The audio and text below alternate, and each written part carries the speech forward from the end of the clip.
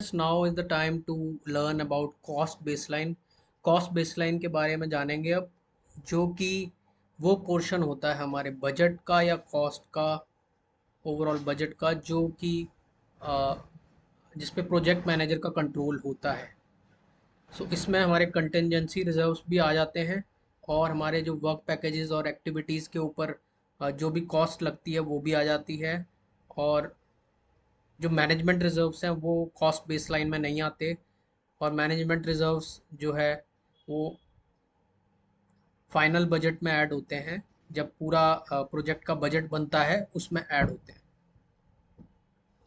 तो अब देखते हैं जरा, एक टावर डायग्राम है हमारे सामने, जिसमें हमें पता चलेगा कि हम कैसे कैसे जो है रोल अप करेंगे कॉस्ट एस्टिमेशन को, ताकि हमारा जो फाइनल कॉस्ट बजट है, प्रोजेक्ट बजट है, वो बन जाए। सो हम सबसे पहले, हमारी आती है एक्टिविटी एस्टिमेट्स। सो एक्टिविटी कॉस्ट एस्टिमेट करते हैं, ताकि हमारे एक वर्क पैकेज का एस्टिमेट बन पाए। Total estimate of a work package बनता है जब हम रोल अप करते हैं या ऐड करते हैं एक्टिविटी के एस्टिमेट्स को। जब वर्क पैकेज का एस्टिमेट बन जाता है तो बहुत सारे वर्क पैकेजेस के एस्टिमेट को रोल अप करते हैं, ताकि हमारा कंट्रोल अकाउंट का एस्टिमेट बन जाए। और जब कंट्रोल एस्टिमेट कंट्रोल अकाउंट्स, जिनमें बहुत सारे वर्क पैकेज होते हैं और एक्टिविटीज़ होती हैं, जब कंट्रोल अकाउंट्स, बहुत सारे कंट्रोल अकाउंट्स को रोल अप करते हैं, तो हमारे प्रोजेक्ट के एस्टिमेट बनते हैं। और प्रोजेक्ट के एस्टिमेट और कंटेंजेंसी रिजर्व्स, जो भी प्रोजेक्ट के एस्टिमेट हैं और जो भी कंटेंजेंसी रिजर्व्स हैं, उन दोनों को मिला के हमारी कॉस्ट बेसलाइन बनती है। कॉस्ट बेसलाइन और कॉस्ट बेसलाइन और मैनेजमेंट रिजर्व्स को मिला के हमारा कॉस्ट बजट बनता है, जो फाइनल बजट होता है, फाइनल बजट होता है।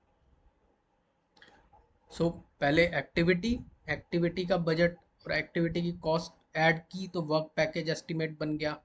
वर्क पैकेज एस्टिमेट्स को ऐड किया तो कंट्रोल अकाउंट का एस्टिमेट बन गया। कंट्रोल अकाउंट और प्रोजेक्ट एस्टिमेट्स, कंट्रोल अकाउंट और प्रोजेक्ट एस्टिमेट जो हैं वो मिला के हमारा जो है कंटेंजेंसी रिजर्व्स बन गया। और कंटेंजेंसी रिजर्व्स ऐड करके जो है हमारा कॉस्ट बेसलाइन बन गया। कॉस्ट बेसलाइन और इन सबको ऐड करके जो है हमारा मैनेजमेंट रिजर्व्स बन गया। मैनेजमेंट रिजर्व्स को बाकी सबसे ऐड करके जो है हमारा कॉस्ट बजट बन गया, टोटल बजट।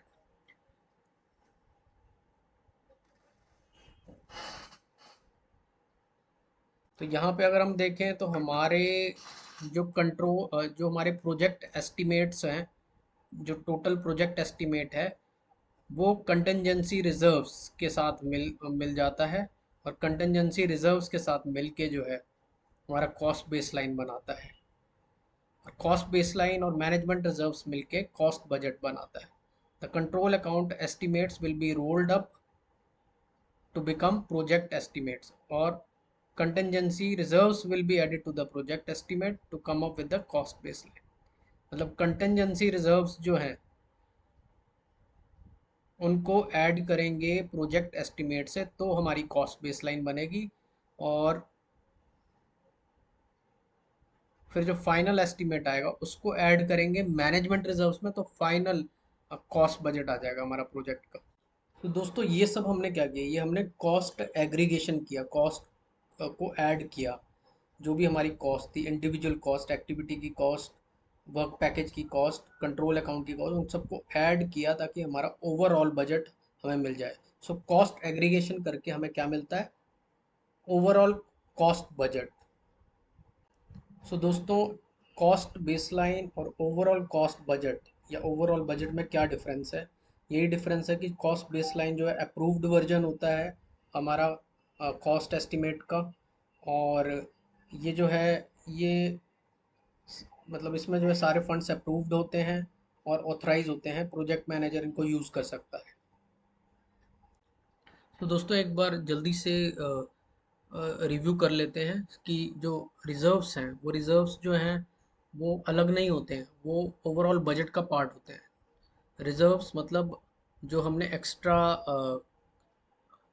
कॉस्ट एस्टिमेट्स लगा रखे हैं, वो रिजर्व्स जो होते हैं वो ओवरऑल बजट के होते हैं, not a separate from that. और उसके अलावा जो कंटेंजेंसी रिजर्व्स होते हैं, जैसा कि पहले डिस्कस किया, नॉन जो रिस्क पता है जो रिस्क आने हैं उनके लिए होते हैं, और जो मैनेजमेंट रिजर्व्स होते हैं वो अननोन रिस्क के लिए होते हैं, जो पता नहीं हमें कि आएंगे या नहीं आएंगे। और कंटेंजेंसी रिजर्व्स और जो है सिर्फ हम प्रोजेक्ट एस्टिमेट में ऐड करते हैं ताकि हमें मिल जाए कॉस्ट बेस लाइन। सो दोस्तों, जो रिस्क हमने एड्रेस नहीं करे रिस्क रिस्पॉन्स प्लान में, रिस्क मैनेजमेंट प्लान में, वो उन रिस्क को एड्रेस करने के लिए जो है कंटेंजेंसी रिजर्व्स यूज होते हैं। कॉस्ट बेस लाइन में प्रोजेक्ट एस्टिमेट भी आ गया और कंटेंजेंसी रिजर्व्स भी आ गया रिस्क हैंडल करने के लिए।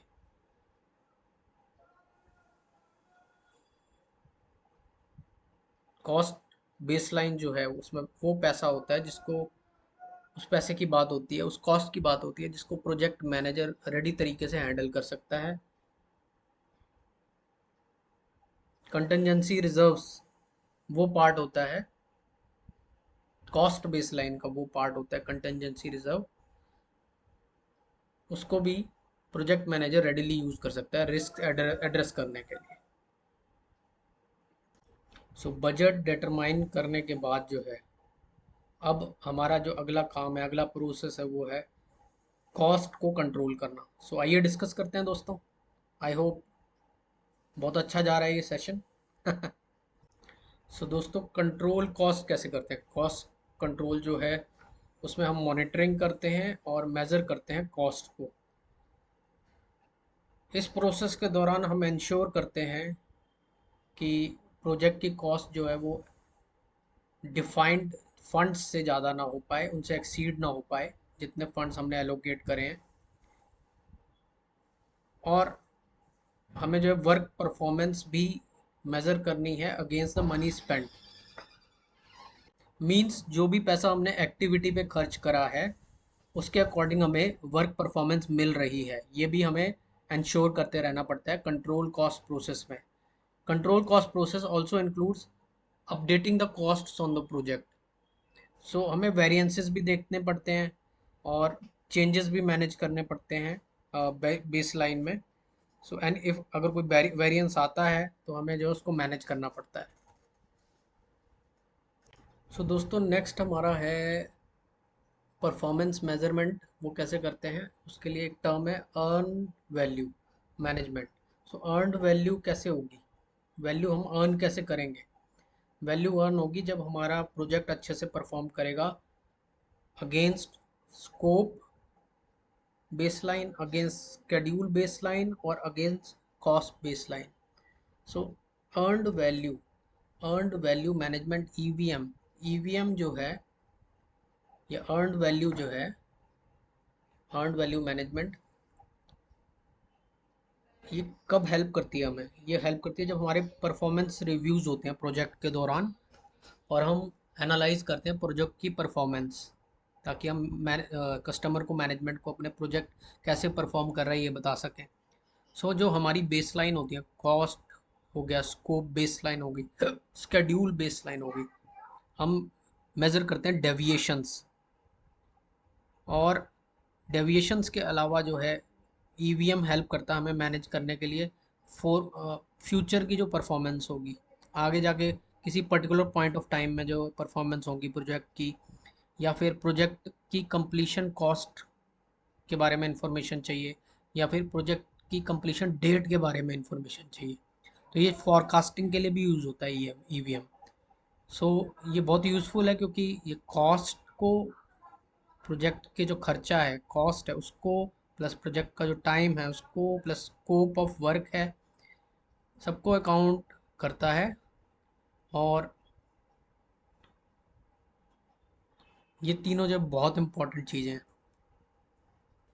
तो तीनों बेस लाइन मिला के बनाते हैं हमारा performance base line.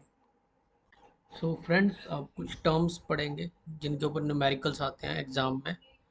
Project management का जो एग्ज़ाम होता है उसमें एग्जांपल्स। तो अगर कोई आपसे सवाल करे कि प्रोजेक्ट, इस पर्टिकुलर प्रोजेक्ट में इस पॉइंट ऑफ टाइम में, इस पर्टिकुलर टाइम में जो है प्रोजेक्ट की कॉस्ट कितनी है, खर्चा कितना है इस पर्टिकुलर पॉइंट ऑफ टाइम में एज पर एस्टिमेट्स, तो आप क्या जवाब दोगे? इसका आंसर है एक्चुअल कॉस्ट। Actual cost. और अगर आपसे कोई पूछे कि अभी तक जो है इस पर्टिकुलर टाइम तक जो है काम कर रहे हैं, हम लोग वर्क कर रहे हैं, तो इस पर्टिकुलर टाइम तक प्रोजेक्ट के इस पर्टिकुलर ड्यूरेशन तक जो वर्क किया गया उसकी कितनी वैल्यू है, तो उसका आंसर क्या होगा? उसका आंसर होगा अर्नड वैल्यू। सो पहला हो गया एक्चुअल कॉस्ट। एक्चुअल कॉस्ट मतलब कितना खर्चा हुआ एक्चुअली इस पॉइंट ऑफ टाइम तक, एसी भी बोलते हैं उसको। और अर्नड वैल्यू, कितनी वैल्यू मिली है काम की इस पर्टिकुलर पॉइंट ऑफ टाइम तक, उसको बोलते हैं ईवी। ठीक है। और इन दोनों के बीच में जो अंतर होता है, डिफरेंस होता है, उसको बोलते हैं कॉस्ट वेरिएंस। वेरिएंस मतलब डिफरेंस, कॉस्ट का डिफरेंस मतलब अभी तक जो है, जो हमने प्लान किया था, जो हमने वर्क की जो कॉस्ट प्लान की थी, ठीक है, जो हमने वर्क की कॉस्ट प्लान की थी इस पॉइंट ऑफ टाइम में, उस वर्क की कॉस्ट कितनी है, उन दोनों का डिफरेंस। मतलब जो हमने प्लान की थी उसके हिसाब से अभी कितनी है, कितनी बढ़ी है या कितनी घटी है। सो एक पॉइंट ऑफ टाइम है आपके उसमें बजट स्केड्यूल जो होता है आपका, उसमें जो है एक पॉइंट ऑफ टाइम पे हम जाके पहुंचते हैं, काम करते करते करते जो टीम एक पर्टिकुलर टाइम पे पहुंचती है, तो हमसे क्वेश्चन किया जाता है कि कॉस्ट वेरिएंस बताओ। मींस हमें बताओ कि एक्चुअल कॉस्ट जो थी, एक्चुअल खर्चा जो हुआ था, अगर उसको कंपेयर करें वैल्यू ऑफ वर्क से, मतलब काम की वैल्यू से, तो हमें कंपैरिजन क्या मिलता है? हमें जो वेरिएंस मिलता है वो नेगेटिव मिलता है या पॉजिटिव मिलता है? नेगेटिव कब आएगा? नेगेटिव कब आएगा? नेगेटिव तब आएगा जब प्रोजेक्ट ओवर बजट हो जाएगा। ठीक है।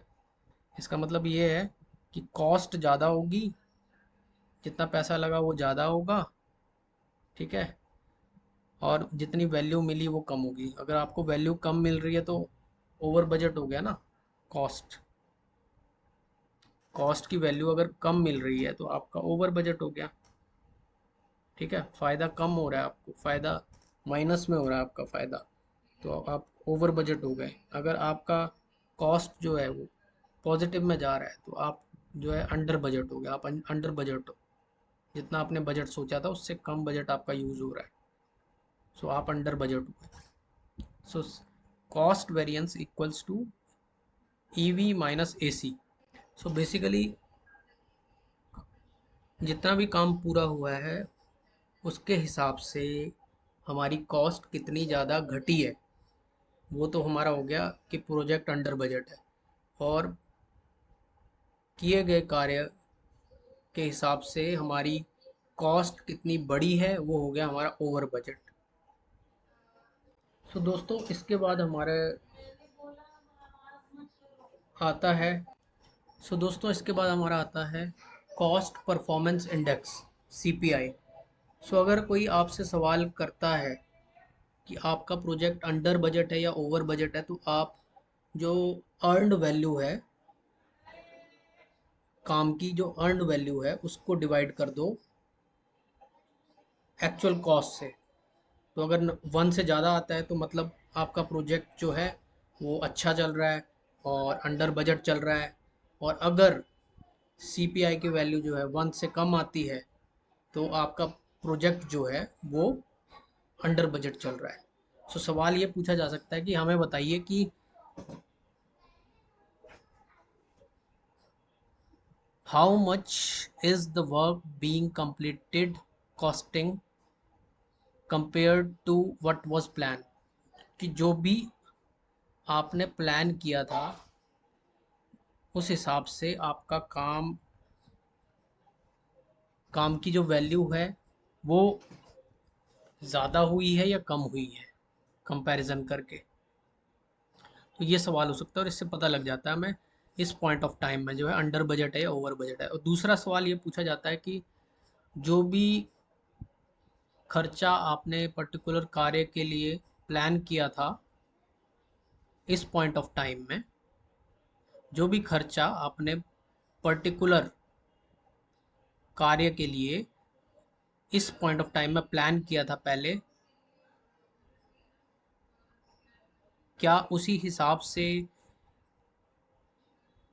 अभी आपका खर्चा, आपके काम की वैल्यू उतनी, मतलब उतनी हुई है कि नहीं हुई है। मतलब प्लान्ड वर्क वैल्यूज जो थी, प्लान्ड वर्क वैल्यू थी, या वर्क की जो प्लान्ड वैल्यू थी, उसके हिसाब से अभी आपके वर्क की वैल्यू बढ़ी है या घटी है। सो पीवी जो होता है उसको बोलते हैं प्लान्ड वैल्यू। और इसका क्वेश्चन ये हो सकता है, what was the value of the project expected to be at this time. इस पर्टिकुलर टाइम में हमारे प्रोजेक्ट की वैल्यू क्या होनी चाहिए थी अकॉर्डिंग टू द प्लान, ये क्वेश्चन है। और जो प्लान्ड वैल्यू होती है बजट की, वो उसको आप बोल सकते हैं कि एक ऑथराइज बजट होता है किसी स्केड्यूल्ड कार्य का, पहले से स्केड्यूल्ड किए गए काम का, वर्क का एक ऑथराइज बजट जो है उसको प्लान्ड वैल्यू बोलते हैं। तो प्लान्ड था कुछ, एक काम की वैल्यू पहले से ये प्लान थी, लेकिन अभी उस काम की वैल्यू जो है घट गई है, तो आपका प्रोजेक्ट परफॉर्म नहीं कर रहा है। सो दोस्तों, कैसे पता करेंगे कि हमारा स्केड्यूल जो है पीछे चल रहा है या आगे चल रहा है। तो उसके लिए जो है एक फार्मूला होता है स्केड्यूल वेरिएंस का। तो स्केड्यूल वेरिएंस जो बराबर होता है वो होता है हमारा जो ईवी है, EV earned value, earned value minus हमारा प्लान्ड वैल्यू। तो हमने जितनी वैल्यू वर्क की अर्न की है अभी, उसमें से घटा देंगे प्लान्ड वैल्यू, जो भी प्लान्ड वैल्यू है। तो जो भी जो भी फाइनल वैल्यू आएगी हमें, तो हमें पता चल जाएगा कि स्केड्यूल जो है कितना बिहाइंड है या फॉरवर्ड है, आगे चल रहा है स्केड्यूल या बिहाइंड चल रहा है। तो नेगेटिव अगर आती है एसपी की वैल्यू, मींस हमारे वेरिएंस, स्केड्यूल वेरिएंस अगर नेगेटिव आता है तो मतलब हमारा प्रोजेक्ट पीछे चल रहा है स्केड्यूल से, जो प्लान स्केड्यूल था उससे पीछे चल रहा है। अगर पॉजिटिव वैल्यू आती है स्केड्यूल वेरिएंस की, तो हमारा प्रोजेक्ट आगे चल रहा है प्लान से। तो इस तरह से हम एक्चुअल वर्क जो हुआ है उसको कंपेयर करते हैं प्लान्ड वर्क से या प्लान्ड स्केड्यूल से। सो दोस्तों, इसको कहते हैं स्केड्यूल वेरिएंस।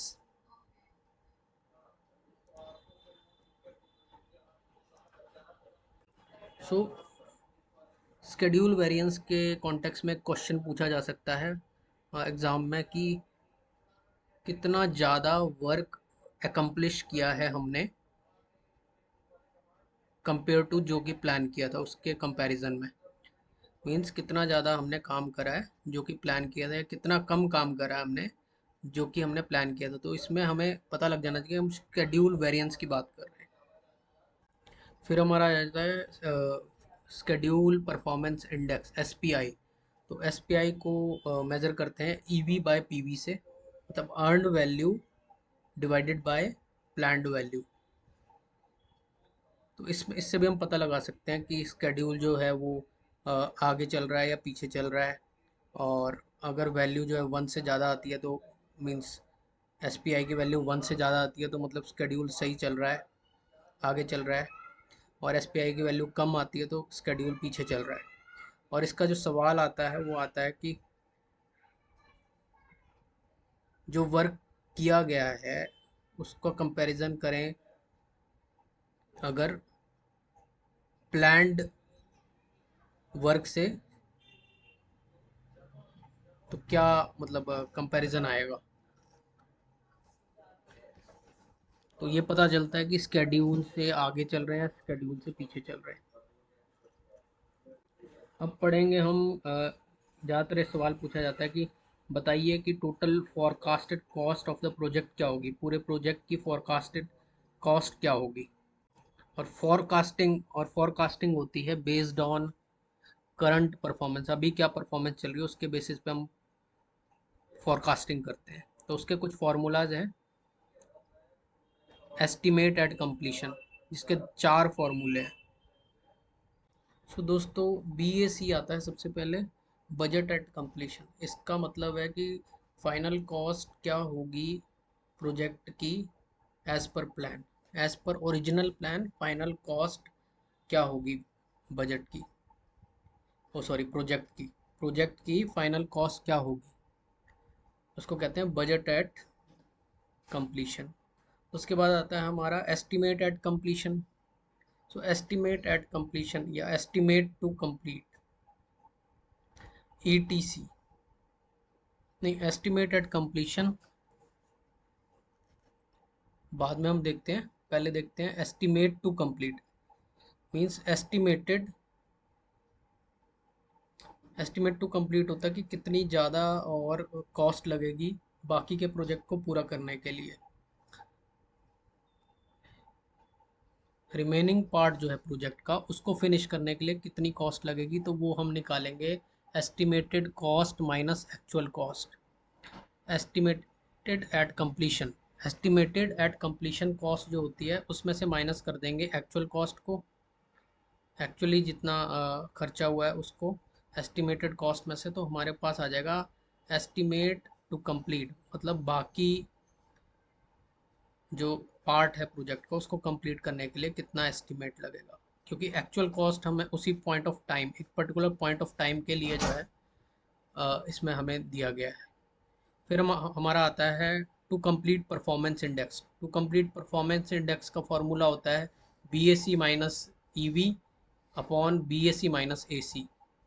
BAC हो गया हमारा बजट एट कंप्लीशन, और बजट एट कंप्लीशन में से हम माइनस करें earned value divided by budget at completion minus AC।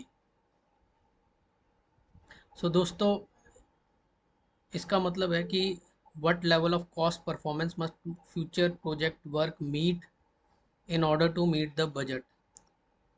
So budget, planned budget जो है हमारा, उसके अकॉर्डिंग चलने के लिए हमें कितनी परफॉर्मेंस चाहिए बाकी के प्रोजेक्ट को पूरा करने के लिए, required to complete the project within the budget.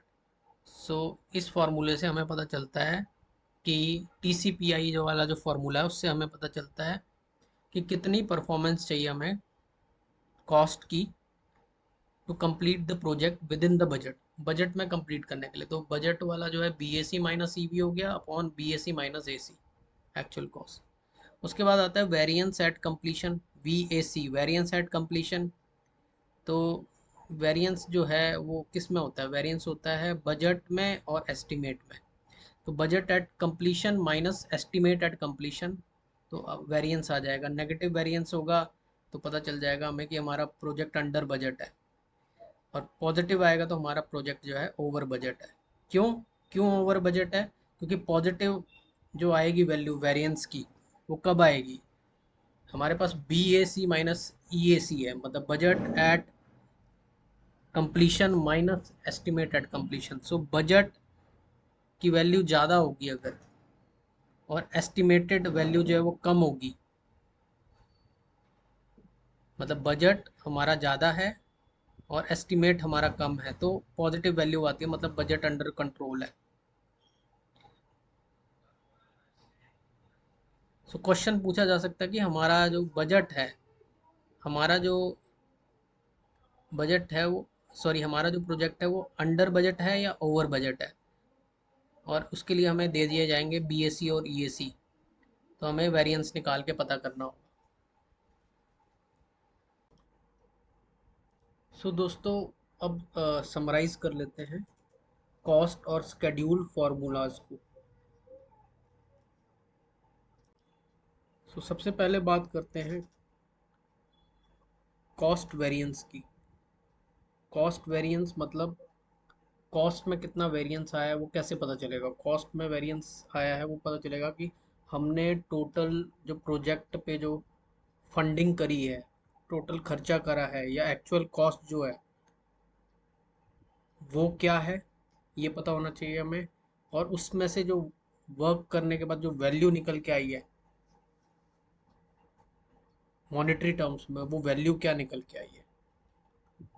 तो अगर अर्नड वैल्यू, अगर वैल्यू जो है वो खर्चे से ज़्यादा है, अगर वैल्यू, अर्नड वैल्यू जो है खर्चे से ज़्यादा है, जितना हमने फंडिंग करी, जितना हमने खर्चा करा पूरे प्रोजेक्ट पे, हर एक्टिविटी पे, हर वर्क पैकेज को करने के लिए, अगर उससे ज़्यादा हमारी अर्न वैल्यू हो तो हमारा जो प्रोजेक्ट है उसकी वैल्यू जो है पॉजिटिव होगी, उसकी कॉस्ट वेरिएंस पॉजिटिव होगी। पॉजिटिव का मतलब है हम अंडर बजट है, विद इन बजट काम कर रहे हैं। अगर उसकी वैल्यू जो है, अर्नड वैल्यू जो है अगर कम है, हमें जो रिटर्न्स मिल रहे हैं वो कम मिल रहे हैं, जो हमारे वर्क हो रहा है वो कम हो रहा है, उसकी वैल्यू कम हो रही है, और एक्चुअल कॉस्ट जो लगी है वो ज़्यादा लगी है, तो हम ओवर बजट कह सकते हैं अपने आप को। मतलब हम खर्चा ज़्यादा कर रहे हैं, ओवर बजट, बजट जितना सोचा था उससे ऊपर खर्चा हो जाएगा हमारा। सो नेगेटिव वेरिएंस का मतलब है नेगेटिव कॉस्ट वेरिएंस। अगर नेगेटिव सीवी आता है तो ओवर बजट, अगर पॉजिटिव सीवी आता है तो अंडर बजट रहेंगे। अगर कॉस्ट वेरिएंस जो है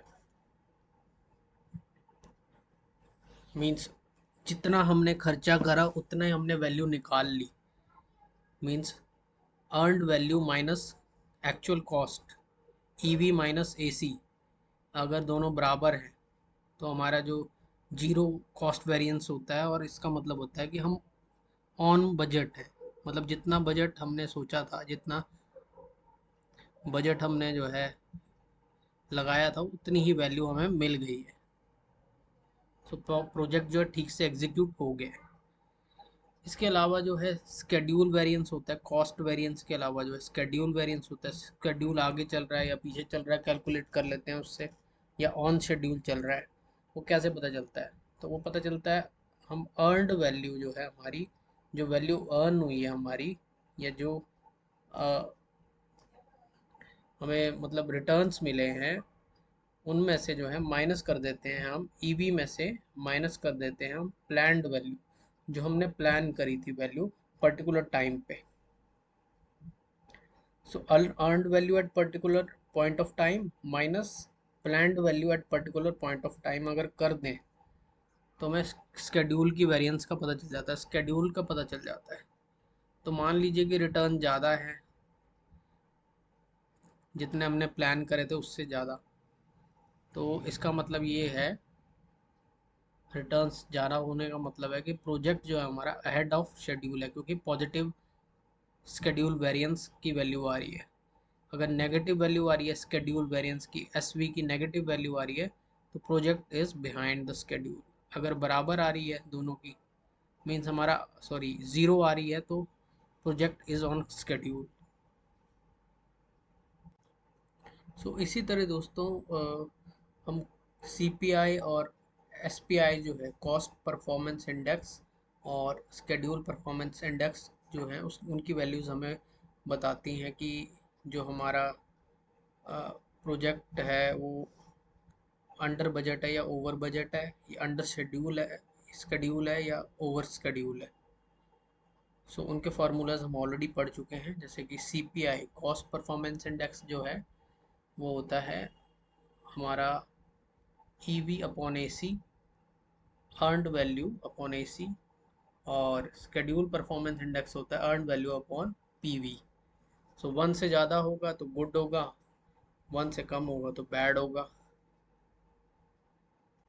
सो एक सैम्पल क्वेश्चन है जिसमें पूछा जा रहा है कि हम एक प्रोजेक्ट पे काम कर रहे हैं जिसमें हमने वैल्यू अर्न करी है $4 लाख की, लेकिन जो एक्चुअल कॉस्ट थी वो $6 लाख थी, और इसमें जो प्लान्ड वैल्यू थी हमारी पर्टिकुलर पॉइंट ऑफ टाइम में वो थी $2 लाख। तो ये पूछ रहे हैं कॉस्ट वेरिएंस बताओ। वेरिएंस इन कॉस्ट मतलब प्रोजेक्ट अंडर बजट है या ओवर बजट है, ये कैसे बताएंगे? तो हम सिंपल करेंगे, कॉस्ट वेरिएंस का फॉर्मूला लगा देंगे जिसको कहते हैं ईवी माइनस एसी। ईवी हमारा $4 लाख है, एसी हमारा $6 लाख है। 4 लाख माइनस 6 लाख माइनस $2 लाख हो गया, जो कि एक नेगेटिव वैल्यू है, जिसका मतलब है हम जो है ओवर बजट है, हमारा बजट जो है वो एक्सीड हो गया है, जो हमने सोचा था उससे ज़्यादा हो गया है। नेगेटिव सीवी का मतलब है हम ओवर बजट है, क्योंकि एक्चुअल कॉस्ट इनकर्ड जो है till now are more than the value of the work that we have gotten done. So cost variance पे अगला सवाल हमसे पूछा गया, क्वेश्चन हमसे पूछा गया है कि आप एक प्रोजेक्ट पे काम कर रहे हैं जिसमें हमने आपने वैल्यू अर्न करी है $8,000 की, और जो कॉस्ट खर्चा हुआ है वो $5,000 का हुआ है, तो कॉस्ट वेरिएंस बताओ। तो सिंपल है, $8,000 जो है वो हमारा वैल्यू जनरेट हुई है, उसमें से माइनस कर देंगे जो कॉस्ट थी। तो 8,000 में से $5,000 गए, कितने डॉलर बचे? $3,000, जो कि पॉजिटिव वैल्यू आई है हमारी, नेगेटिव वैल्यू नहीं है। पॉजिटिव वैल्यू का मतलब है हम अंडर बजट हैं। अंडर बजट एक अच्छी चीज़, अंडर बजट होना एक अच्छी चीज़ है, मतलब जितना बजट हमने सोचा था उससे कम बजट हमारा लगा है। इसका मतलब ये है कि project is going fine because you have spent lesser, जो खर्चा किया वो लेस किया है, और जो वैल्यू मिली है वो ज़्यादा मिली है।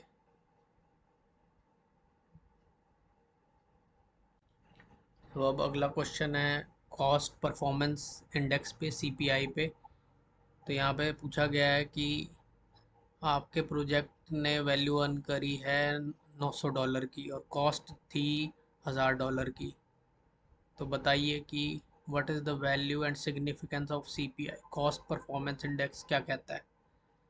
तो यहाँ पे हम सीधा सीधा जो है ईवी अपॉन एसी कर देंगे, 900 अपॉन 1000 कर देंगे, तो हमारा 0.9 आ जाता है आंसर। जो कॉस्ट परफॉर्मेंस इंडेक्स है सीपीआई की वैल्यू आ जाती है 0.9। अब हमें पता है कि 1 से कम आएगी, तो सीधी सीधी बात है कि हम, ये कॉस्ट का क्वेश्चन है ना, तो हम सीधे सीधे कह सकते हैं कि प्रोजेक्ट जो है वो इज़ नॉट परफॉर्मिंग गुड, क्योंकि 1 से कम आया है। दिस मीन्स, इसका मतलब ये है कि अगर हम $1 खर्च करते हैं तो हमें 0.9 जो है हमें उसके मिलते हैं उस वैल्यू। सो कॉस्ट जो है वो ज़्यादा है वैल्यू से। $1 के लिए जो 0.9 मिल रहे हैं, which is very bad. So project is not performing good. So बहुत ही मज़ा आ रहा है क्वेश्चन सॉल्व करने में, very interesting and I am loving it. So दोबारा से क्वेश्चन आया जिसमें वो कह रहा है कि हमारे जो अर्नड वैल्यू है वो $2,200 है, और एक्चुअल कॉस्ट जो लगी थी, जो खर्चा हुआ था, वो $1,200 का हुआ था।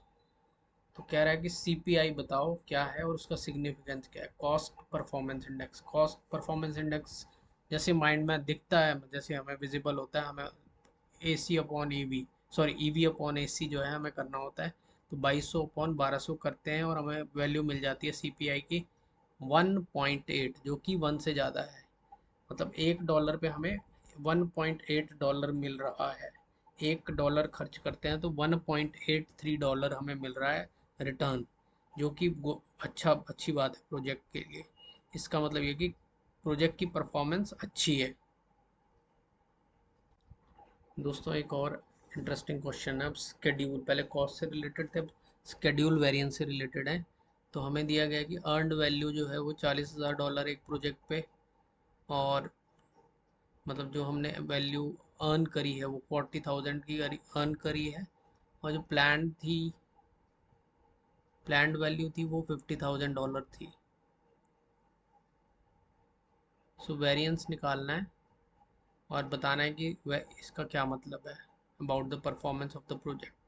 तो वेरिएंस हो जाएगा E V minus P V, $40,000 minus $50,000 बचे -10,000। मतलब नेगेटिव वैल्यू हो गई हमारी, स्केड्यूल वेरिएंस की नेगेटिव वैल्यू हो गई। इसका मतलब ये है कि जब आपकी नेगेटिव वैल्यू आती है तो प्रोजेक्ट इज, स्केड्यूल की बात हो रही है तो it is, project is like behind the schedule. Monetary terms में देखते हैं तो -10,000 बिहाइंड द स्केड्यूल है project in terms of dollars. So next question दोस्तों देखते हैं क्या है।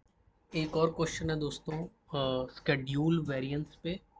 सो एक प्रोजेक्ट है जिसमें अर्नड वैल्यू हमें मिलती है $6 लाख की, और प्लान्ड वैल्यू जो थी प्रोजेक्ट की वो $5 लाख थी। तो 6 लाख माइनस 5 लाख कितना होता है, $1 lakh.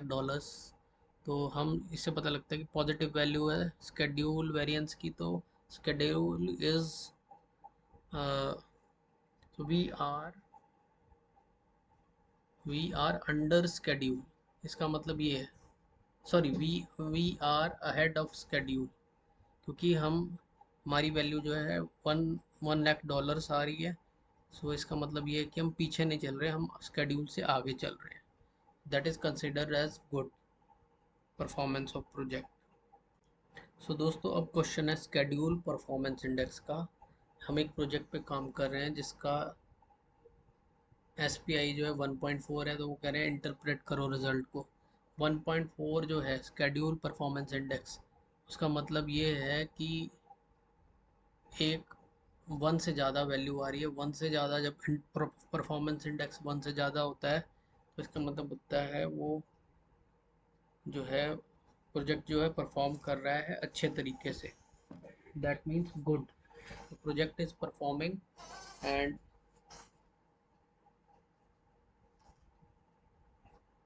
it's kind of a good performance, and we are getting the work done at a faster rate than what was planned। Schedule में जो है पीवी आता है,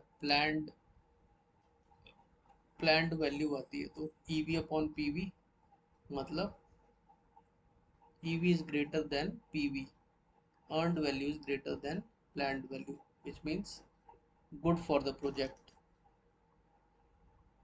सो इसी तरह दोस्तों अगर SPI की वैल्यू जो है वो लेस देन 1 आती है तो वो अच्छी बात नहीं है। That means project is not performing well. And like EV upon PV होता है, तो इसका मतलब ये हो गया कि ईवी जो है उसकी वैल्यू जो है वो कम है और प्लान्ड वैल्यू से कम है हमारी, तो पर it's bad for the project, it's not performing well. So दोस्तों अब हमारे पास आता है फॉरकास्टिंग करना। So how to forecast performance of the project at particular time. Future performance अगर हमें फॉरकास्ट करनी है, so there are 3 major techniques for forecasting. Forecast करने के लिए जो estimate at completion EAC, estimate to complete ETC and to complete performance index TCPI। So इन सबको डिस्कस करते हैं आगे। So estimate at completion technique जो है वो हमारी मदद करती है वैल्यू ऑफ प्रोजेक्ट क्या होगी एंड में ये फोरकास्ट करने में। सो फोरकास्टिंग करते हैं हम कि प्रोजेक्ट की वैल्यू एंड में क्या होगी। इसका मतलब ये है कि कितना पैसा लगेगा प्रोजेक्ट को फिनिश करने में, या फिर कितना कॉस्ट हमारी लगेगी, कितना अमाउंट ऑफ मनी लगेगा project will cost us to complete it. तो इसको निकालने के जो है कई फार्मूलाज आते हैं, अलग अलग सिचुएशन में अलग अलग वैल्यूज़ दी होती हैं। तो इसको कहते हैं एस्टिमेशन एट कंप्लीशन या एस्टिमेट एट कंप्लीट। EAC निकालने के लिए हम बजट एट कंप्लीशन जो होता है BAC divided by cost performance index कर देते हैं, कॉस्ट परफॉर्मेंस इंडेक्स से डिवाइड कर देते हैं BAC, तो हमें EAC मिल जाता है एस्टिमेटेड। और अगर हमारे पास जो है एक्चुअल कॉस्ट है, हमारे पास एक्चुअल कॉस्ट है और अर्नड वैल्यू है, और हमारे पास बजट एट कंप्लीशन बीएसी की वैल्यूज़ हैं, ये तीन वैल्यूज़ हैं, तब भी हम एस्टिमेटेड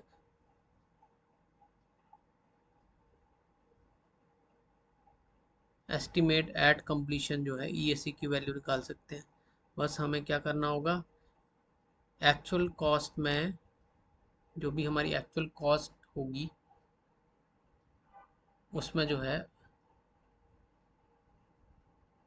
बीएसी और ईवी का डिफरेंस जो है ऐड करना होगा। मींस बजट एट कंप्लीशन जो हमारा बजट है, बजट में से जो है हम अर्नड वैल्यू, जो हमने वैल्यू अर्न करी है, बजट में से अर्न वैल्यू अर्न करने के बाद जो डिफरेंस आएगा, जो वेरिएंस आएगा हमारे पास, उसको एक्चुअल कॉस्ट में ऐड कर देंगे। सो दोस्तों, चार फार्मूले हैं एस्टिमेटेड एट कंप्लीशन निकालने के लिए, एस्टिमेटेड कंप्लीशन को निकालने के लिए। पहला है EAC is equal to BAC divided by cost performance index. उसके बाद EAC is equal to actual cost plus budget at completion minus earned value. Then उसके बाद है AC plus bottom up estimate to complete. फिर है हमारा AC plus BAC minus EV divided by CPI into SPI। So आइए discuss करते हैं इनको आगे। सो दोस्तों, हम एस्टिमेटेड एट कंप्लीशन जो कॉस्ट है उसका एक फार्मूला देखते हैं। सो जब भी हमें पता है कि हमारा जो परफॉर्मेंस है वो चेंज नहीं होगा, जो अभी परफॉर्मेंस है, जो पास्ट में परफॉर्मेंस था वही जो है आगे के प्रोजेक्ट के दौरान जो है वही परफॉर्मेंस रहेगा, तो उस केस में हम कौन सा फार्मूला यूज़ करते हैं? उस केस में हमें कॉस्ट परफॉर्मेंस इंडेक्स इंक्लूड करना पड़ेगा अपने फार्मूला में, और हमारा फार्मूला हो जाएगा budget at completion divided by cost performance index. So हमारी वैल्यू आ जाएगी EAC की।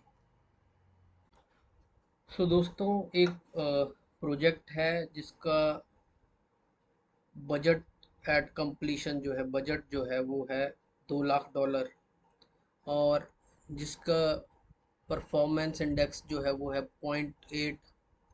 सो अगर, हाँ, फिर हम कैलकुलेट करते हैं एस्टिमेट एट कंप्लीशन, कंप्लीशन के टाइम पे कॉस्ट क्या होगी, तो निकल के आती है, हम BAC अपॉन CPI कर देते हैं, 2 लाख अपॉन 0.8, हमारे पास $2.5 लाख आता है।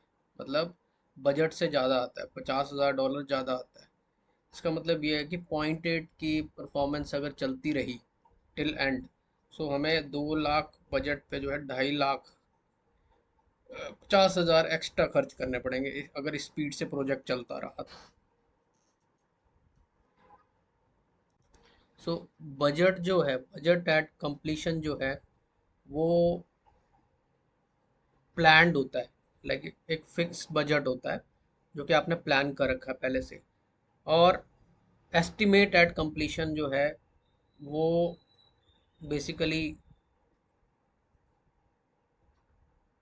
वो एस्टिमेट है कॉस्ट का जो कि एक पर्टिकुलर परफॉर्मेंस के बेसिस पे कैलकुलेट किया जाता है। बजट की एक पर्टिकुलर परफॉर्मेंस होती है, जो भी हमें बजट मिला है उसके अकॉर्डिंग कैसे परफॉर्म करता है, उस परफॉर्मेंस पे के बेसिस पे जो है हमारा एस्टिमेट कैलकुलेशन होता है। कई बार दोस्तों ऐसा केस हो जाता है कि हमारे जो प्रोजेक्ट के दौरान है वो कॉस्ट बढ़ जाती है, और उस वजह से जो है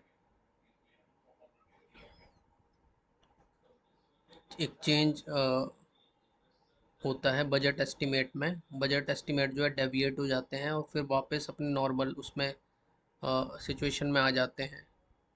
सो दोस्तों, ऐसे केस में जो है एस्टिमेट एट कंप्लीशन कैसे निकालते हैं, उसका फॉर्मूला है हमारा AC plus BAC minus EV। Means जो करंट पॉइंट ऑफ टाइम में जो है एक्चुअल कॉस्ट है एक्चुअल कॉस्ट जो है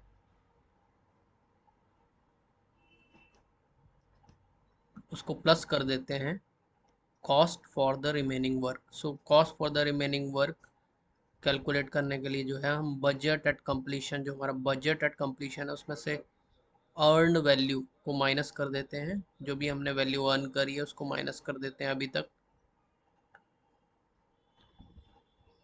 सो कॉस्ट फॉर रिमेनिंग वर्क आ जाता है और हमारा जो हमें फाइनल जो है एस्टिमेटेड कंप्लीशन मिल जाता है उससे।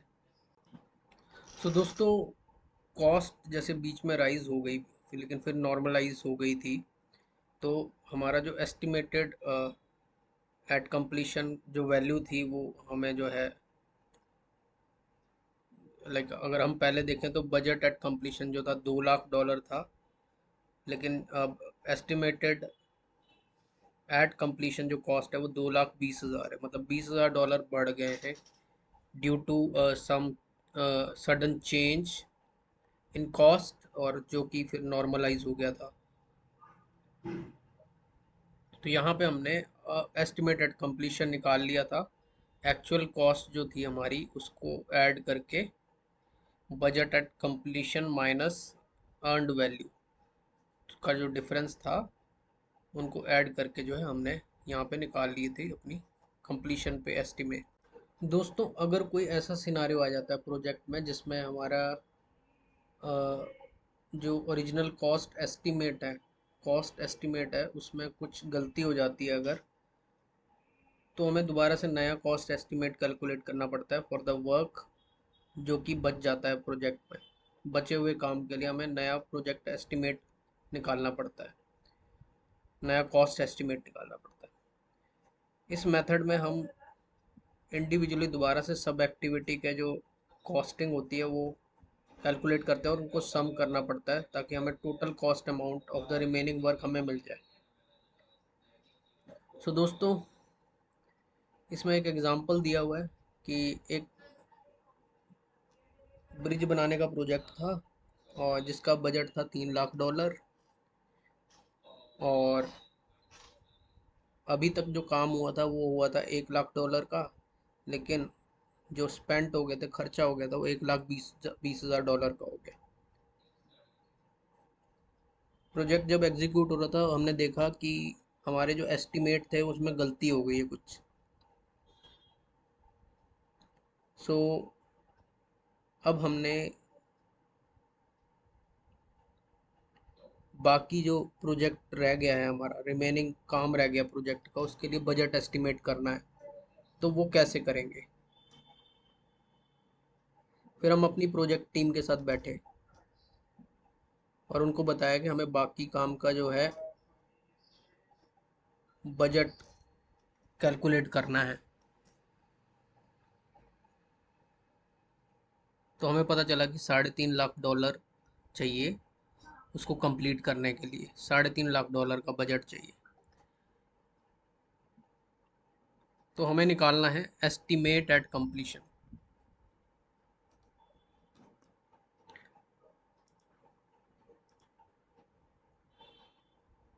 तो एस्टिमेट एट कंप्लीशन निकालने के लिए जो सिंपली हमने क्या किया, हमारे पास बजट जो था वो था, इनिशियल बजट जो था हमारे पास वो था $3 लाख का, जो है पहले एलोकेट किया गया था। और एक्चुअल खर्चा जो $1,20,000 का हुआ था, तो AC हो गया। एक्चुअल कॉस्ट जो हो गई $1,20,000 हो गई। और हमने जो काम निकाला है वो कितना निकाला है अभी तक, $1 लाख का काम निकाला है अभी तक। और एस्टिमेट टू कंप्लीट जो बताया गया वो बताया गया $3.5 लाख। तो हमें अभी तक का जो हमारा एक्चुअल कॉस्ट है वो $1,20,000 है। अगर हमें एस्टिमेट निकालना है तो हम $1,20,000 जो हमारा खर्चा है उसमें ऐड कर देंगे बाकी bottom up estimate to complete जो कि $3.5 लाख है। टोटल $4,70,000 आ जाता है। तो एस्टिमेट एट कंप्लीशन जो होगा वो होगा, अगर हम एस्टिमेट लगा रहे हैं जो कि परफॉर्मेंस पे बेस्ड होता है, तो $4,70,000 और लगेंगे।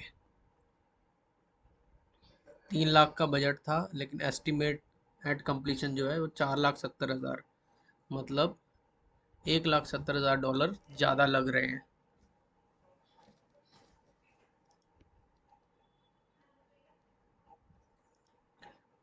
सो ये एक और तरीका था एस्टिमेट एट कंप्लीशन निकालने का, और एक और सिनारियो था। सो फ्रेंड्स जो लास्ट फार्मूला है एस्टिमेट एट कंप्लीशन कैलकुलेट करने का, वो उन सिनारियोज के लिए है जहाँ पे हमारा सिचुएशन ऐसी बन जाती है कि हमारा प्रोजेक्ट जो है बिहाइंड स्केड्यूल है, मतलब स्केड्यूल भी आ गया इसमें, और बजट जो है ऊपर जा रहा है, तो ओवर बजट है। तो इसमें दो वैल्यूज़ हैं, हमें स्केड्यूल परफॉर्मेंस इंडेक्स भी यूज़ करना पड़ेगा और कॉस्ट परफॉर्मेंस इंडेक्स भी यूज़ होगा। तो फार्मूला होता है, एक्चुअल कॉस्ट में जोड़ देते हैं B A C minus E V upon C P I into S P I, cost performance index multiplied by S P I. नीचे ऊपर होगा B A C minus E V, और इसको जमा कर देंगे एक्चुअल कॉस्ट के साथ। अगला फार्मूला जो एस्टिमेट एट कंप्लीशन निकालने का है वो A C plus bottom up estimate to complete है। सो इसमें क्या होता है, इसमें वो सिनारियो होता है जिसमें आपकी जो ओरिजिनल कॉस्ट एस्टिमेट है उसमें कोई कमी आ जाती है, मतलब आपका जो एस्टिमेट है कॉस्ट का उसमें कोई कमी आ जाती है, और फिर से आपको जो है दोबारा नए सिरे से जो है कॉस्ट एस्टिमेट कैलकुलेट करना पड़ता है, जो कि बाकी काम रह गया प्रोजेक्ट में। सो दोस्तों इसमें जो है, इस मेथड में जो है आपको ऐसा भी हो सकता है कि आपको इंडिविजुअल एक्टिविटी की कॉस्ट जो है वो इवेलुएट करनी पड़े और कैलकुलेट करनी पड़े, और फिर आप उनको ऐड करते हैं total cost amount of the remaining work निकालने के लिए। सो एक सवाल लेते हैं, इसमें क्वेश्चन है एक, कि एक जो हमारा ब्रिज है, एक प्रोजेक्ट है ब्रिज बनाने का, और उसका जो बजट है वो है $3 लाख, और उसको उस पर जो खर्चा होता है वो होता है $1,20,000 का, और जो हमें जो काम होता है उसकी वैल्यू, जो काम हुआ है उस पर अभी तक का जो काम हुआ है वो है, उसकी वैल्यू है मॉनेटरी टर्म्स में $1,00,000। सो मतलब खर्चा हुआ है $1,20,000, यानी कि $1,20,000 जो है वो हो गया आपका एक्चुअल कॉस्ट। जो बजट कॉस्ट है वो हो गई $3,00,000 BAC, और $1,00,000 जो है वो आपका हो गया earned value cost. So project के एग्जीक्यूशन के दौरान हमने देखा कि एस्टिमेट्स में कोई गलती हो गई या फ्लॉ आ गया, तो दोबारा से हमें कैलकुलेट करना है बजट बाकी बचे हुए प्रोजेक्ट का। उस पॉइंट ऑफ टाइम में बाकी बचे हुए प्रोजेक्ट का बजट हमें दोबारा कैलकुलेट करना है। तो हम प्रोजेक्ट टीम के साथ बैठे और उन्होंने फाइंड आउट किया कि $3,50,000 लगेंगे बाकी का प्रोजेक्ट पूरा करने के लिए, मतलब $3.5 लाख लगेंगे। मतलब हमारा बजट था $3 लाख का, लेकिन अब टीम कह रही है कि $3.5 लाख लगेंगे हमारे हमारे को ये प्रोजेक्ट को फिनिश करने में। ठीक है दोस्तों।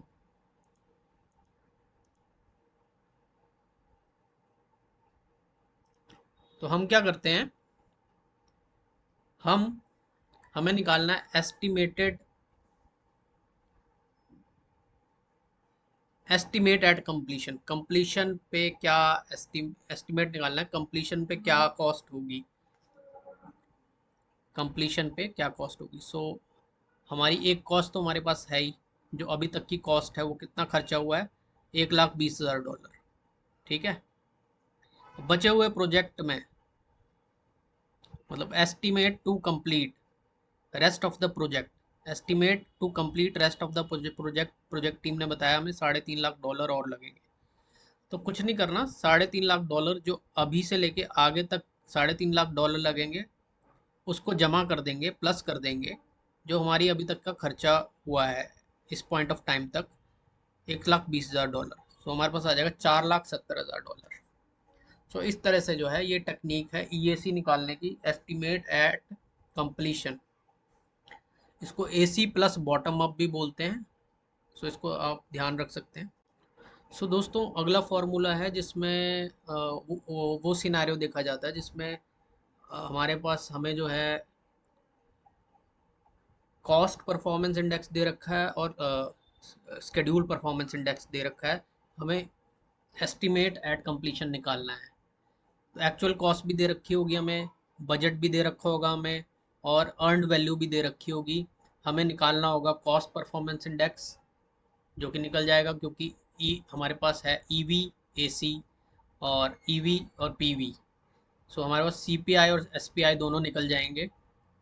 और ये उन सिचुएशंस के लिए होता है जहाँ पे हम देखते हैं कि हमारा प्रोजेक्ट या तो बिहाइंड शेड्यूल चला गया है, शेड्यूल ठीक से नहीं चल रहा है, उसमें मतलब टाइम पर नहीं काम हो रहा है, और ओवर बजट जा रहा है हमारा। So in such situations use this formula. An easy way to remember it is that it is the only EAC formula जिसमें स्केड्यूल परफॉर्मेंस इंडेक्स है। इसके अंदर ही स्केड्यूल परफॉर्मेंस इंडेक्स यूज होता है। इसमें भी एक एग्जांपल देख लेते हैं। एक प्रोजेक्ट है जिसके बजट जो है $4 लाख है, और $2 लाख जो है अभी तक जो है इस पॉइंट ऑफ टाइम तक हमने स्पेंड कर दिया उस पर। और जो अर्नड वैल्यू, मतलब अभी तक जो काम किया गया उसकी जो वैल्यू है वो है $1,60,000। तो as per the planned schedule, जो हमने प्लान किया था स्केड्यूल, प्रोजेक्ट की जो प्लान्ड वैल्यू होनी चाहिए अभी तक, वो होनी चाहिए थी $2,30,000। तो कह रहे हैं कि EAC कैलकुलेट करो, एस्टिमेट क्या हुआ कंप्लीशन पे। तो दोस्तों, हमारे पास है बजट $4 लाख का, हमारे पास है एक्चुअल कॉस्ट AC $2 लाख की, अर्नड वैल्यू EV भी है हमारे पास 1,60,000, और प्लान वैल्यू भी दे रखी है $2,30,000 की। तो इसको कैलकुलेट कैसे करेंगे? सिंपल, पहले निकाल लेंगे कॉस्ट परफॉर्मेंस इंडेक्स। EV हमारे पास है, AC हमारे पास है। 1,60,000 डिवाइडेड बाई 2,60,000, $2 लाख। तो हमारे पास आ जाता है 0.8 CPI। कॉस्ट परफॉर्मेंस जो है वो 0.8 आ गई। फिर स्केड्यूल परफॉर्मेंस निकाल लेते हैं, 1,60,000 divided by 2,30,000, EV by PV, earned value by planned value, 0.69 आ गई हमारे पास। अब क्या करेंगे? अब हमारे पास जो है एक्चुअल कॉस्ट है, एक्चुअल कॉस्ट को जोड़ देंगे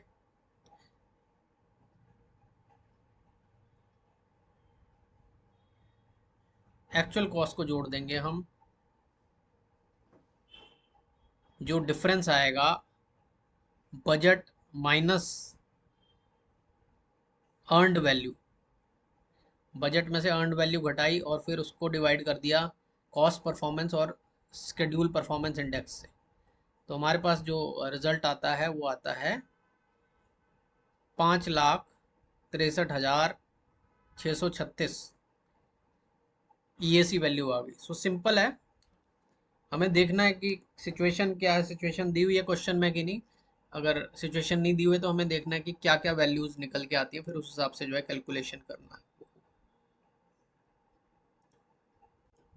दोस्तों, एक और फॉर्मूला है कॉस्ट परफॉर्मेंस को निकालने का, कॉस्ट परफॉर्मेंस को प्रोजेक्ट करने का, वो है TCPI, to complete performance index. Complete करने के लिए जो परफॉर्मेंस चाहिए वो क्या होगी? उसके लिए हमें दो बजट दे रखा होगा, EV और AC दे रखा होगा। सिंपल करेंगे, TCPI बराबर होगा हमारा, ऊपर BAC नीचे BAC आएगा, लेकिन ऊपर BAC में से जो है EV अर्नड वैल्यू माइनस कर देंगे, और नीचे BAC में से एक्चुअल कॉस्ट माइनस कर देंगे। जो भी रिजल्ट आएगा उसको कहेंगे कि ये हमारी, मतलब इतना जो है हमें कॉस्ट का परफॉर्मेंस चाहिए होगा to complete the project within budget at completion. So अपने बजट के अंदर हमें, अपने बजट यानी कि BAC के अंडर हमें जो है इतना परफॉर्मेंस स्पीड चाहिए होगी to complete the project. Simple. इसमें भी एक क्वेश्चन है, एक प्रोजेक्ट है जिसमें नई बिल्डिंग बनानी है, और जो कॉस्ट ऑफ प्रोजेक्ट है वो है 1,20,000 डॉलर, मतलब एक्चुअल कॉस्ट। और अभी तक जो है $20,000 खर्च हो, सॉरी सॉरी, एक लाख 20,000 जो है वो टोटल प्रोजेक्ट कॉस्ट है, और मतलब बजट है, और हमने खर्च किए हैं अभी तक $20,000 एक्चुअल कॉस्ट है। So 20% of the work has been completed till now। 20% of the work has been completed till now, तो 20 मल्टीप्लाइड बाय जो टोटल कॉस्ट है उससे मल्टीप्लाई करेंगे तो हमारे पास जो है अर्नड वैल्यू आ जाएगी हमारे पास। मतलब जो हमारा बजट है वो 1,20,000 डॉलर है, उसका 20% कर देंगे अगर बजट का, तो हमारे पास अर्नड वैल्यू आ जाएगी जो कि 24,000 है। और हमारी जो एक्चुअल कॉस्ट है वो है $20,000। तो फॉर्मूला लगा देंगे TCPI का, BAC ऊपर BAC नीचे, BAC ऊपर जो है EV माइनस कर देंगे BAC में से, नीचे एक्चुअल कॉस्ट माइनस कर देंगे, और हमारे पास 0.96 वो परफॉर्मेंस स्पीड आ जाएगी, हमारे पास परफॉर्मेंस इंडेक्स आ जाएगा जो हमें चाहिए प्रोजेक्ट को कंप्लीट करने के लिए विद इन बजट। हमारा लास्ट जो कैलकुलेशन होगी वो होगी एस्टिमेट टू कंप्लीट की, 8 ETC, estimate to complete. Estimate at completion is different. Estimate to complete जो होता है वो होता है कि कितना पैसा चाहिए बाकी का काम करने के लिए, बाकी का काम फिनिश करने के लिए प्रोजेक्ट में, जो करंट पॉइंट ऑफ टाइम है, इस पॉइंट के बाद हमें कितना पैसा चाहिए। जैसे कि एक एग्जांपल लेते हैं, एक बिल्डिंग कंस्ट्रक्ट हो रही है, उसका बजट है $1,00,000 BAC। The project is going smooth and you get halfway through when you realize you might have made a mistake। आधा प्रोजेक्ट हो गया, उसके बाद आपको लगता है कि मिस्टेक हो गई है, और आपको बजट जो है दोबारा से कैलकुलेट करना पड़ेगा। अभी तक हमें BAC क्या मिल रहा था, $1,00,000। तो नया एस्टिमेट जो है, हमने देखा कि नए एस्टिमेट के अकॉर्डिंग जो है हमें $30,000 चाहिए पेंट करने के लिए, $20,000 चाहिए कंस्ट्रक्शन करने के लिए, और $10,000 चाहिए वायरिंग के लिए। तो पूछ रहा है कि एस्टिमेट बताओ कंप्लीशन के लिए, मतलब बाकी का कार्य करने के लिए जो है कितना पैसा लगेगा, ये एस्टिमेट बताओ। तो सिंपल है, इस क्वेश्चन का आंसर जो है सिंपल है, री estimated value of work that remains. जो बचा हुआ काम है उसकी री एस्टिमेटेड वैल्यू क्या होगी। Cost of painting $30,000, cost of construction $20,000, cost of wiring $10,000, सबको ऐड कर देंगे तो बचे हुए काम का हमें पता लग जाएगा एस्टिमेट, जो कि होगा $60,000। एस्टिमेट एट कंप्लीशन, बचे हुए काम का एस्टिमेट ऐसे भी निकाला जा सकता है, अगर हमें हमें दिया हुआ है टोटल एस्टिमेट दे रखा है, ठीक है, टोटल काम का एस्टिमेट दे रखा है, और अभी इस पॉइंट ऑफ टाइम में जिसमें हमें उससे पहले कितना एक्चुअल कॉस्ट है वो दे रखा है, तो सिंपल है, जो टोटल एस्टिमेट एट कंप्लीशन है दे रखा है उसमें से माइनस कर देंगे जो अभी तक की जो एक्चुअल कॉस्ट थी, अभी तक का जो एक्चुअल खर्चा हुआ था, तो हमें रेस्ट ऑफ द प्रोजेक्ट में जितना खर्चा लगेगा, ETC लगेगा या एस्टिमेट टू कंप्लीट लगेगा, वो हमें यहाँ से पता चल सकता है। सीखने वाली बात यहाँ पे ये है कि हमें सब वैल्यूज़ पे ध्यान नहीं देना है, जो हमें चाहिए क्वेश्चन क्या है ये देखना है, क्वेश्चन क्या है ये देखना है, और सिर्फ वही वैल्यूज़ लेनी है जो क्वेश्चन में लिखा हुआ है, उसके अलावा ध्यान देने की ज़रूरत नहीं, बाकी जो है डिस्ट्रैक्शंस हो सकती है value. Thank you so much दोस्तों। कॉस्ट मैनेजमेंट का ये लेक्चर जो है, ये पॉडकास्ट जो है मैं ख़त्म करता हूँ। और अगर आपको कोई भी डाउट हो किसी भी चीज़ में तो आप मुझे कमेंट्स में डाल सकते हैं, और मैं आपके साथ जो है इसके रियल स्लाइड्स जो है वो भी मैं शेयर कर सकता हूँ, रियल स्लाइड स्नैपशॉट्स भी शेयर कर सकता हूँ। So thank you so much for listening to this podcast session. Hope हमारे जो ये अभी तक के जो मॉड्यूल हैं, जो इम्पोर्टेंट मॉड्यूल हैं, स्केड्यूल मैनेजमेंट हो गया, हमारा कॉस्ट मैनेजमेंट हो गया, और हमारा जो है स्कोप हो गया, ये इंपॉर्टेंट मॉड्यूल होते हैं बहुत ज़्यादा, तो ये आपकी समझ में आ गए होंगे। नहीं समझ आए तो आ जाएंगे समझ, कोई चिंता की बात नहीं है। Thank you so much for watching this session.